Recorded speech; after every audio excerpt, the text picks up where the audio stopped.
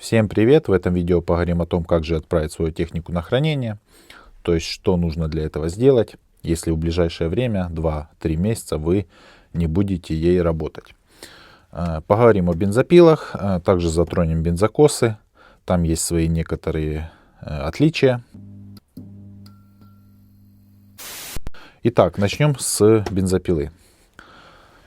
Открываем инструкцию, это очень важно. Нужно читать, вы все знаете, но тем не менее. Вот у нас хранение устройства. Можете поставить на паузу, посмотреть, что необходимо сделать. Ну, это как пишет нам инструкция. По инструкции, значит, нам нужно слить топливо, завести, выработать весь бензин из карбюратора, слить масло, снять шину и цепь. И все, оставляем бензопилу в сухом месте, желательно теплом. И как бы на этом все. Из практики скажу так, что весь бензин из карбюратора вы никак не выработаете. То есть там по-любому останется бензин, после этого там испарится он. И останется масло, там масляная пленка. И в принципе все. Если вы используете хорошее масло, то на самом карбюраторе, на вот этой вот камере, да, где у нас жиклеры, всякие калибровочные отверстия, игла. То есть при использовании хорошего топлива и хорошего масла можно вырабатывать карбюратор, можно оставить как есть, бензин испарится, никаких проблем не будет. Зальете свежую топливную смесь, оно там промоет его быстро, и как бы бензопила заведется, вы даже не заметите, что там что-то могло случиться. При использовании плохого масла бывает такое, что залипает вот эти вот отверстия, забивает, слипаются мембраны, и потом по весне получается так, что бензопила не заводится. Приходится разбирать карбюратор, промывать его, и после этого, собственно, пила уже нормально работает. По поводу того, что нужно сливать масло, вот у меня есть масло в бачке, я его сливать не буду, потому что это штиль, и в принципе любая фирменная техника, она у нас не сопливит. Вот здесь масло. На китайской же технике нужно сливать масло, потому что там с маслонасоса, с соединения разных очень сильно течет масло. Поэтому на китайской технике сливаем цепное масло, оставляем пустой бак. Вот. По поводу того, что нужно снимать шину и цепь, также я этого не делаю. Я просто оставляю. Вот если у меня, допустим, я работал, у меня немножко цепь провисает, я так ее и оставляю. Если цепь сильно натянута, я, конечно же, ослабляю гайки и немножко ослабляю цепь. Все. Вот в таком вот положении у меня хранится бензопила. То есть проблем никаких. Самое главное, это если после долгого простоя вы решите завести пилу, не забыть слить старое топливо, если оно осталось в бензобаке.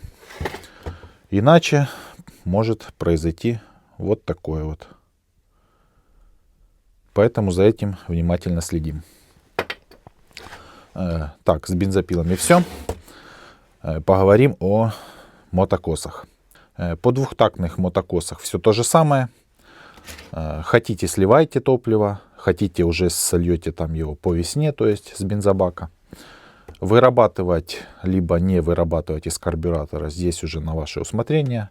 Из практики скажу, разницы особо никакой нет. Если вы используете хорошее топливо, хорошее масло, у вас никаких проблем с этим не будет.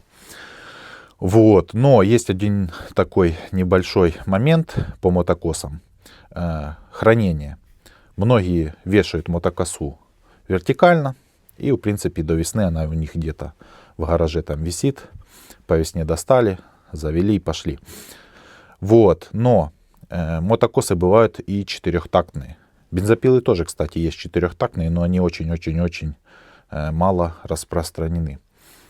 Вот. И двухтактную технику можно хранить вертикально, а вот четырехтактную нужно хранить только горизонтально.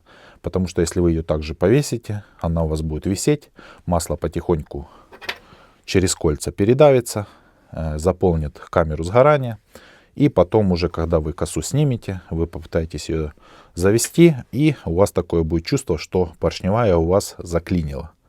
Это вот как раз из-за того, что масло перетекло в камеру, оно у нас не сжимается, и вот такой вот результат. Поэтому четырехтактные косы храним горизонтально. Еще по четырехтактным косам там никак вообще карбюратор залипнуть не может. Там у нас чистый бензин, поэтому можно хранить бензин в бензобаке. По весне слили, либо на старом, в принципе, я работал, проблем никаких. Вот. Также на четырехтактных желательно по весне менять масло в двигателе. То есть завели, немножко она поработала, прогрели, слили и залили новое масло. Вот. Еще есть косы 4 Mix. Это косы от фирмы Штиль. Там у нас двигатель четырехтактный, но применяется смазка деталей путем смешивания топливной смеси, опять же, как на двухтактных. И там оно, в общем, кому интересно, посмотрите, как смазывается двигателя 4 Mix. К 4 Mix косам все те же рекомендации, как и к двухтактным. То есть можно хранить вертикально.